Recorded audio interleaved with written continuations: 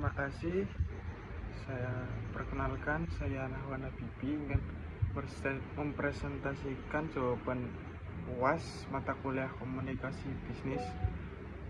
Dengan kesempatan ini saya membahas 5 topik utama yang berkaitan dengan komunikasi bisnis dalam organisasi pada dunia kerja. Adapun yang nomor 1, revisi bisnis pada pelanggan. Pada soal pertama, saya diminta untuk merevisi sebuah pesan bisnis yang kurang profesional.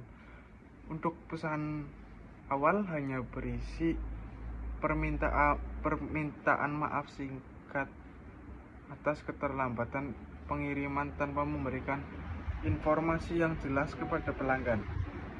Dalam komunikasi bisnis, pesan ini dapat menurunkan kepercayaan pelanggan karena kurang menunjukkan empati dan tanggung jawab. Oleh karena itu, pesan tersebut perlu diperbaiki dengan struktur yang lebih profesional. Pesan harus diawali dengan ucapan terima kasih kepada pelanggan, kemudian menyampaikan permohonan maaf secara lisan, menjelaskan penyebab keterlambatan secara singkat, memberikan solusi yang jelas mengenai waktu pengiriman, dan akhir komitmen perusahaan untuk memberikan pelayanan terbaik. Melalui revisi tersebut, pelanggan akan merasakan lebih dihargai dan perusahaan dapat menjaga hubungan baik terhadap konsumennya.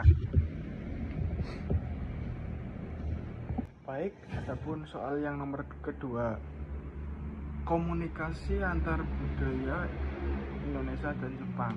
Pada soal kedua, yang saya diminta menganalisis perbedaan budaya antara Indonesia dan Jepang dalam komunikasi bisnis. Indonesia dikenal memiliki budaya komunikasi yang relatif, fleksibel, dan mengutamakan hubungan profesional. Sebaliknya, Jepang memiliki budaya komunikasi yang lebih formal, terstruktur, dan sangat menghargai hierarki. Contoh pertama, seorang manajer Indonesia memberikan kritik secara langsung pada mitra Jepang pada saat rapat. Dalam budaya Jepang, tindakan tersebut dianggap kurang sopan karena kritik biasanya disampaikan secara tidak langsung dan lebih luas. Contoh yang kedua, perusahaan Indonesia mengharapkan keputusan bisnis setelah presentasi dilakukan, namun perusahaan Jepang umumnya membutuhkan waktu untuk melakukan diskusi internal dan mencapai kesepakatan bersama sebelum mengambil keputusan. Untuk menghindari miskomunikasi, pelaku bisnis perlu memahami budaya mitra kerja, menghormati perbedaan nilai, menyesuaikan gaya komunikasi dan budaya setempat.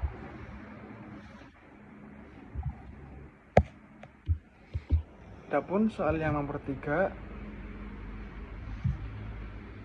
pada soal ketiga, saya diminta membuat email bisnis profesional kepada klien yang mengeluhkan keterlambatan pengiriman produk. Dalam komunikasi bisnis, email harus memiliki struktur yang jelas, yaitu subjek email, salam pembuka, isi pesan, dan penutup. Isi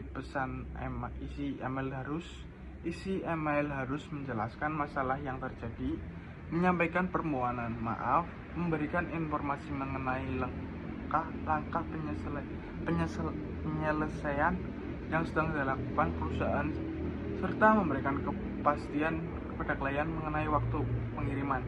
Dengan penggunaan bahasa yang sopan, profesional, email tidak hanya menyelesaikan masalah tetapi juga membantu menjaga kepercayaan terhadap klien perusahaan. Adapun soal yang keempat, saya diminta menjelaskan 4 hambatan komunikasi dalam bisnis beserta strategi dan mengatasinya. Hambatan pertama, hambatan bahasa. Perbedaan bahasa sering menyebabkan kesalahpahaman dalam menyampaikan informasi. Strateginya adalah menggunakan bahasa yang sederhana dan melakukan informasi ulang terhadap pesan yang disampaikan. Hambatan kedua adalah hambatan budaya. Perbedaan kebiasaan dan nilai sosial dapat mempengaruhi cara komunikasi. Solusinya adalah memahami budaya pihak lain sebelum melakukan komunikasi.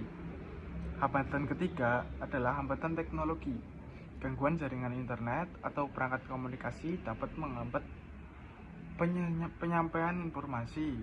Strateginya adalah menyampaikan sarana komunikasi yang memadai dan alternatif komunikasi cadangan. Hambatan keempat adalah hambatan persepsi. Setiap individu dapat menafsirkan pesan secara berbeda. Untuk mengatasinya, pesan harus dibuat jelas dan disertai umpan balik untuk memastikan pemahaman yang sama. Dengan mengenai hambatan-hambatan tersebut, perusahaan dapat meningkatkan efektivitas komunikasi dan meminimalkan kesalahan kerja. Adapun soal yang kelima, yang terakhir, pengertian dan peran strategis komunikasi bisnis. Pada soal terakhir, saya meminta menjelaskan pengertian komunikasi bisnis dan peran strateginya dalam organisasi modern. Komunikasi bisnis adalah proses penyampaian informasi, gagasan maupun instruksi dalam lingkungan organisasi untuk mencapai tujuan perusahaan secara efektif dan efisien. Komunikasi bisnis memiliki peran yang sangat penting karena membantu proses pengambilan keputusan, meningkatkan koordinasi antar bagian, memperkuat kerjasama tim, membangun hubungan baik dengan pelanggan, menciptakan citra positif perusahaan. Komunikasi yang efektif juga mampu mengurangi kesalahpahaman, meningkatkan produktivitas kerja, mempercepat penyelesaian masalah, dan mendukung pencapaian tujuan organisasi. Oleh karena itu, komunikasi bisnis merupakan salah satu faktor utama yang menentukan keberhasilan sebuah perusahaan. Demikian presentasi yang saya dapat sampaikan. Terima kasih atas perhatiannya Bapak, atas perhatiannya Ibu. Saya ucapkan selamat malam.